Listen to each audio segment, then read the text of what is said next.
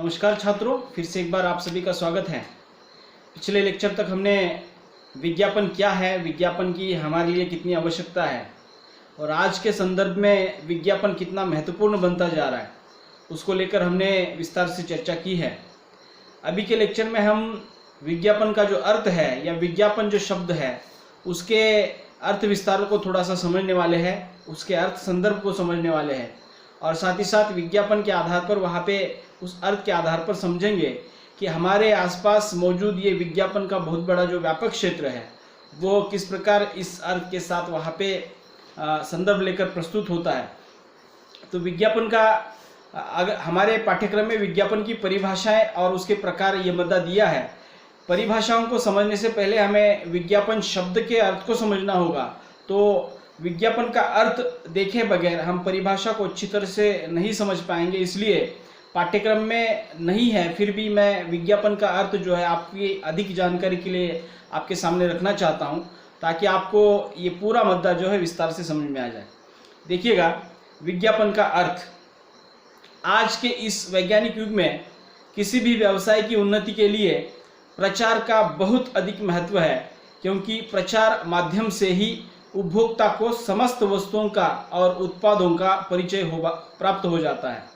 देखिएगा कि आज जो वर्तमान युग है उसमें व्यवसाय की अगर वृद्धि करनी है, व्यवसाय की अगर उन्नति करनी है, तो उस व्यवसाय के प्रचार प्रसार पर ज़्यादा ध्यान दिया जाता है, उसको अधिक महत्व दिया जाता है। उसके पीछे की वजह यह है कि आपका जो व्यवसाय है जितना ज़्यादा लोगों तक पहुंच जाएगा, ज़्यादा से ज़्यादा लोग आपके व्यवसाय को जानते रहेंगे, उतना बड़ी मात्रा में आप जो है उस व्यवसाय में वृद्धि कर पाओगे और उसकी उन्नति हो जाएगी।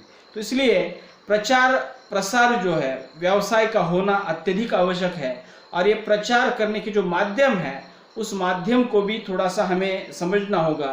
तभी जाकर हम देखते हैं कि आज जो भी कोई नई चीज़ बनती है, नई वस्तु बनती है, तुरंत वो जो है उपभोक्ता तक पहुंच जाती है और उपभोक्ता भी जो है उस वस्तु को इस्तेमाल करते हैं। और ये इस्तेमाल करने के जो ढंग है उसके लिए विज्ञापन एक मार्गदर्शक के रूप में या गाइड के रूप में या सूचक के रूप में वहाँ पे काम करता है। इसलिए उपभोक्ता तक जो है संबंधित वस्तु की विस्तार से जानकारी पहुँचाने के लिए ये प्रचार माध्यम जो है महत्वपूर्ण भूमिका निभाते हैं।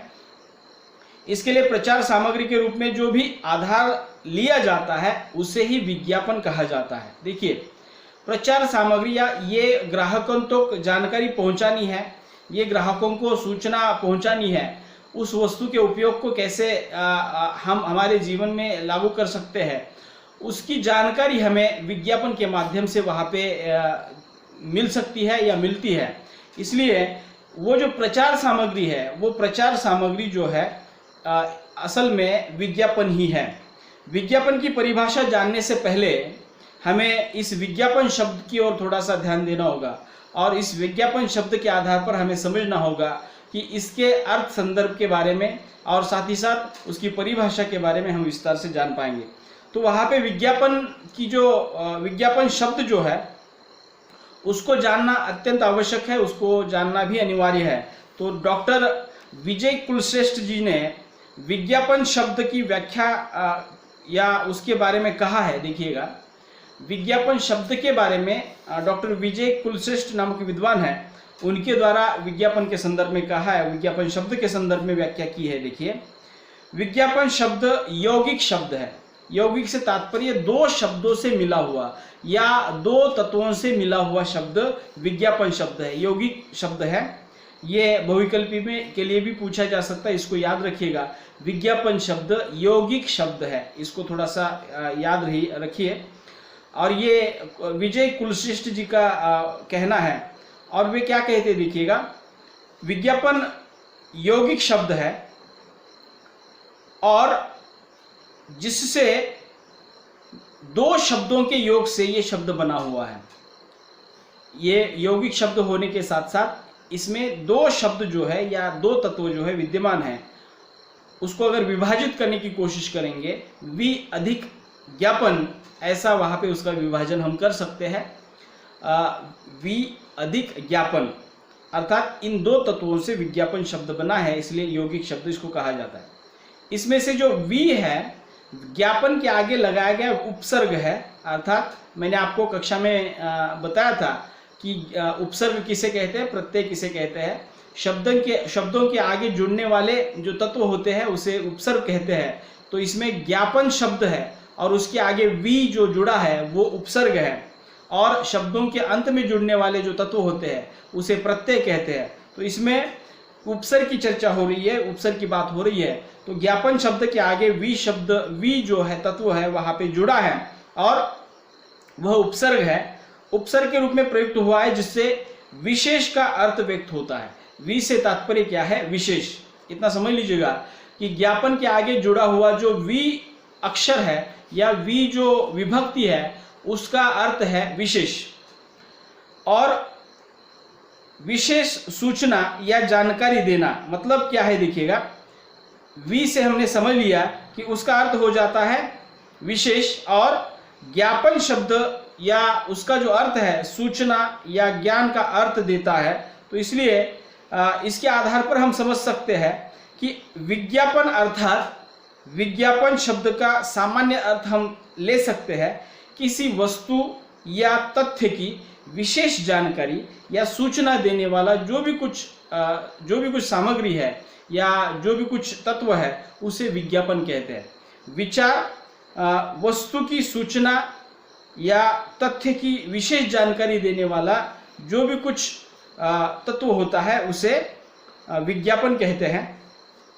विज्ञापन का समानार्थी शब्द पाश्चात्य भाषा लैटिन के एडवर्टर से गृहीत एडवर्टाइजिंग है। मतलब लैटिन में एडवर्टर एक शब्द है और उससे ही एक शब्द वहाँ पे बना हुआ है एडवर्टाइजिंग, और ये पाश्चात्य जो अंग्रेजी भाषा है उसका पर्याय के रूप में हम विज्ञापन का शब्द वहाँ पे ग्रहण करते हैं। एडवर्टाइजिंग का अर्थ है उस भाषा में उसका जो अर्थ है वो मैं बता रहा हूँ। एडवर्टाइजिंग का जिसका अर्थ उस भाषा में है टू टर्न टू, अर्थात इसको भी अंग्रेजी में हम कहा गया है टू टर्न टू, अर्थात किसी और मुड़ना या दूसरे शब्दों में किसी के प्रति या किसी और आकर्षित करना या आकर्षित होना।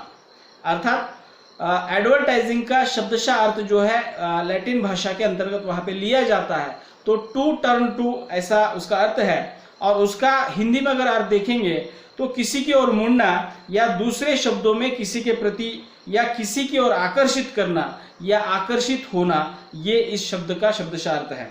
अतः विज्ञापन या एडवर्टाइजिंग का सीधा और सामान्य अर्थ लोगों को अपनी ओर आकर्षित करने से लिया जा सकता है। मतलब अंग्रेजी का एडवर्टाइजिंग शब्द होने दीजिएगा या फिर हिंदी का विज्ञापन शब्द होने दीजिएगा, दोनों के शब्दों को अगर हम जानने की कोशिश करेंगे तो सामान्य अर्थ यही निकलता है कि लोगों को अपनी ओर आकर्षित करने से या लोगों को आकर्षित करने का जरिया जो है विज्ञापन है। विज्ञापन शब्द व्यापक अर्थ माध्यम के रूप में व्याख्यायित है, अर्थात विज्ञापन के बारे में उसकी व्यापकता जो है बहुत व्यापक शब्द है। अर्थ के माध्यम के आधार पर अगर उसकी चर्चा करेंगे तो वो बहुत व्याख्यायित उसको किया गया है। विज्ञापन माध्यम या एडवर्टाइजिंग मीडिया के रूप में विज्ञापन आज प्रचार माध्यम या पब्लिसिटी एडवर्टाइजिंग के रूप में भी हमारे सामने आ जाता है। अर्थात विज्ञापन इस शब्द को या इसकी व्यापकता को अगर हम समझेंगे माध्यम के आधार पर तो इसको हिंदी में विज्ञापन माध्यम कहेंगे, अंग्रेजी में एडवर्टाइजिंग मीडिया कह सकते हैं। और इस रूप में अगर विज्ञापन का प्रचार माध्यम या पब्लिसिटी मीडिया का बहुत सशक्त उदाहरण हम उसको कह सकते हैं। हमारे लिए कोई भी वस्तु या बहुत बड़े तादाद में या बहुत बड़े समूह तक किसी वस्तु की व्यक्ति की जानकारी पहुंचानी है तो उसके लिए सशक्त उपकरण के रूप में, सशक्त साधन के रूप में विज्ञापन वहाँ पे आ जाता है।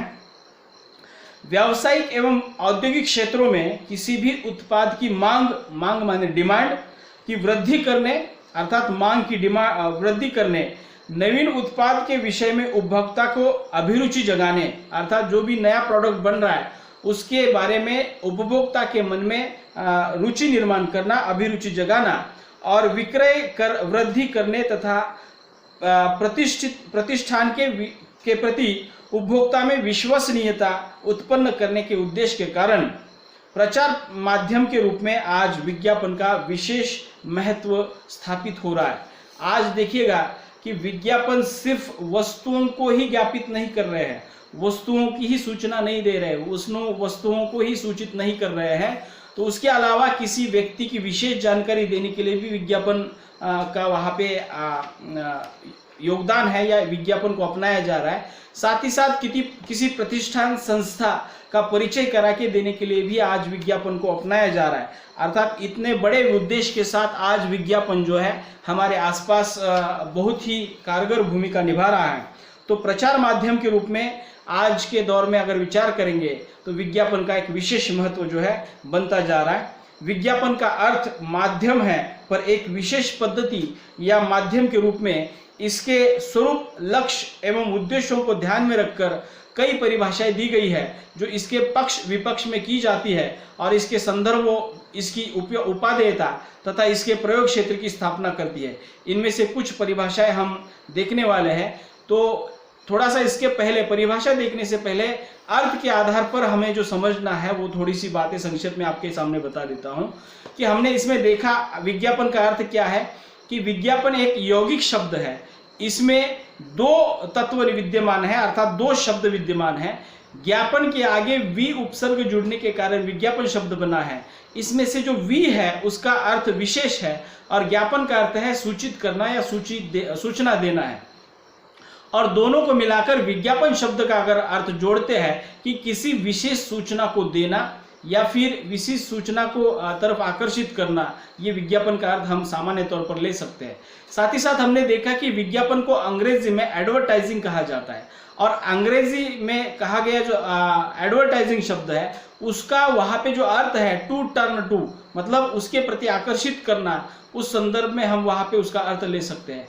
तो दोनों स्तरों पर विज्ञापन और एडवर्टाइजिंग शब्द को हम अगर एक साथ मिलकर उसकी शब्दशः व्याख्या करना चाहेंगे या उसके शब्दशः अर्थ को अगर पकड़ना चाहेंगे तो लोगों के लिए या लोगों के प्रति किसी वस्तु के बारे में सूचना देने का माध्यम क्या है, विज्ञापन है। तो लगभग यही बातें जो है विज्ञापन इस अर्थ के संदर्भ में हमने वहाँ पे हम देखी है। और इतना समझ लीजिएगा कि विज्ञापन किसी वस्तु की या किसी सूचना की विशेष जानकारी के लिए अपनाए जाने वाला साधन है या एक प्रकार का माध्यम है, ऐसा कह लीजिएगा।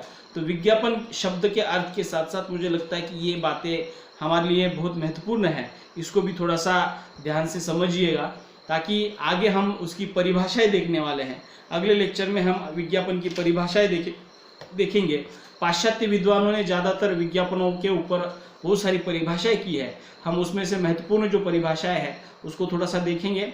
कुछ भारतीय विद्वानों की भी विज्ञापन के संदर्भ में जो विचारधारा है या परिभाषाएं जो है उसको भी हम देखने वाले हैं। तो मिलते हैं अगले लेक्चर में विज्ञापन की परिभाषाओं के साथ, तब तक के लिए रुकते हैं। धन्यवाद।